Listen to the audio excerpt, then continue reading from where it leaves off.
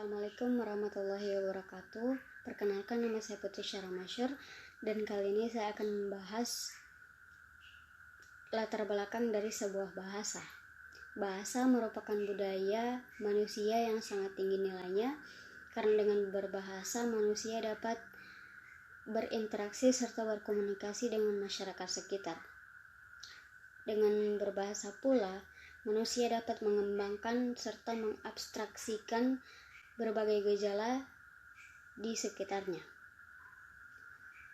Tentu bahasa ini sangat penting dalam kehidupan sosial karena bisa dikatakan manusia berbahasa setiap harinya, mulai dari ia bangun tidur hingga tidur lagi, dan saat bermimpi pun manusia tetap berbahasa.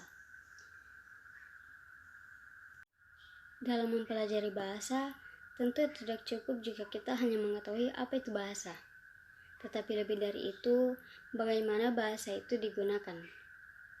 Bidang bahasa yang mengkaji bahasa beserta konteksnya disebut pragmatik. Terima kasih. Wassalamualaikum warahmatullahi wabarakatuh. Assalamualaikum warahmatullahi wabarakatuh.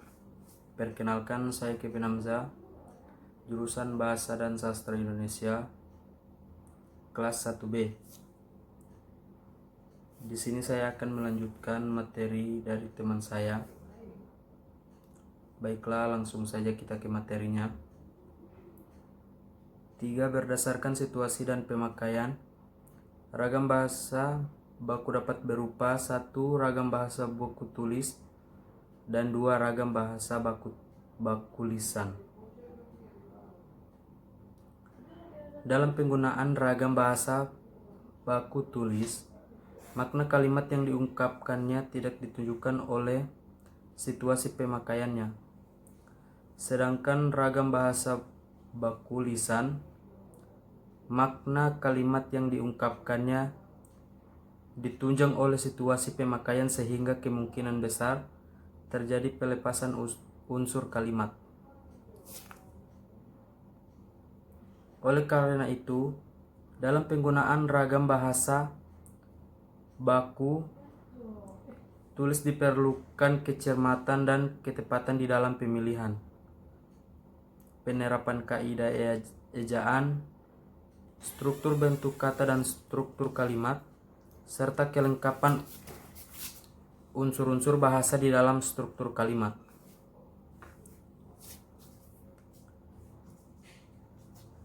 Ragam bahasa baku lisan didukung oleh situasi pemakaian sehingga kemungkinan besar terjadi pelepasan kalimat.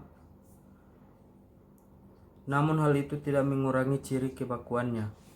Walaupun demikian, ketepatan dalam pilihan kata dan bentuk kata serta kelengkapan unsur-unsur di dalam kelengkapan dalam struktur kalimat tidak menjadi ciri kebakuan dalam ragam baku lisan, karena situasi dan kondisi pembicaraan menjadi pendukung di dalam memahami makna gagasan yang disampaikan secara lisan.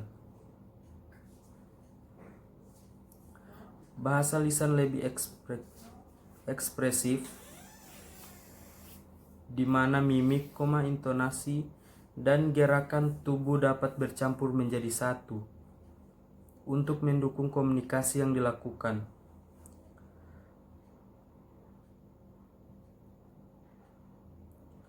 Pembicaraan lisan dalam situasi formal berbeda tuntutan kaidah kebakuannya dengan pembicaraan lisan dalam situasi tidak formal atau santai. Jika ragam bahasa lisan dituliskan ragam bahasa, itu tidak dapat disebut sebagai ragam tulis, tetapi tetap disebut sebagai ragam lisan. Hanya saja diwujudkannya dalam bentuk tulis. Oleh karena itu, bahasa yang dilihat dan ciri-cirinya tidak menunjukkan ciri dikatakan sebagai ragam tulis. Kedua ragam itu masing-masing, ragam tulis dan ragam lisan, memiliki ciri kebakuannya yang berbeda. Salah satu ciri bahasa tulis memang sifatnya yang terkesan lebih baku. Kalaupun tidak baku, setidaknya disampaikan dengan bahasa populer yang masih tidak amburadul. 4. Contoh perbedaan ragam bahasa lisan dan ragam bahasa tulis berdasarkan tata bahasa dan kosakata. 1. Tata bahasa dalam kurung bentuk kata, tata bahasa, struktur kalimat, dan kosakata. A. Ragam bahasa lisan seperti Nia sedang baca surat kabar, Ari mau nulis surat, tapi kau tak boleh nolak lamaran itu. Mereka tinggal di Menteng. Jalan layang itu untuk mengatasi kemacetan lalu lintas. Saya akan tanyakan soal itu. Bima sedang baca komik. Mereka bertempat tinggal di Menteng. Saya mau nulis surat. Contoh bahasa lisan berdasarkan kosakata. Pertama, ibu bilang kalau kita harus belajar. Sinta harus bikin penulis ilmiah. Dia lagi baca koran. Ibu bilang kita harus pulang. Mereka tinggal di Menteng. B. Ragam bahasa tulis. Contohnya, Nia sedang membaca surat kabar. Ari mau menulis surat. Dan terakhir, mereka bertempat tinggal di Menteng. 2. Kosakata. Contoh ragam lisan dan tulis berdasarkan kosakata. A. Ragam lisan seperti contohnya Aryani bilang kalau kita harus belajar. Kedua, kita harus bikin karya tulis. Dan terakhir, rasanya masih terlalu pagi buat saya, Pak. B. Ragam tulis. Seperti contohnya, Aryani mengatakan bahwa kita harus belajar. Kedua, kita harus membuat karya tulis. Dan ketiga, rasanya masih terlalu muda bagi saya, Pak. Baiklah, terima kasih. Itulah materi yang bisa saya sampaikan. Saya lanjut ke teman saya, pemaparan materi selanjutnya. Baik, terima kasih. Assalamualaikum warahmatullahi wabarakatuh. Assalamualaikum warahmatullahi wabarakatuh. Perkenalkan, nama saya Yuliantia Umar. Di sini saya akan memaparkan materi yaitu rumusan masalah. Adapun rumusan masalah yang akan dibahas adalah sebagai berikut. Yang pertama, apakah yang dimaksud dengan bahasa? Yang kedua, apa saja pengertian bahasa menurut para ahli?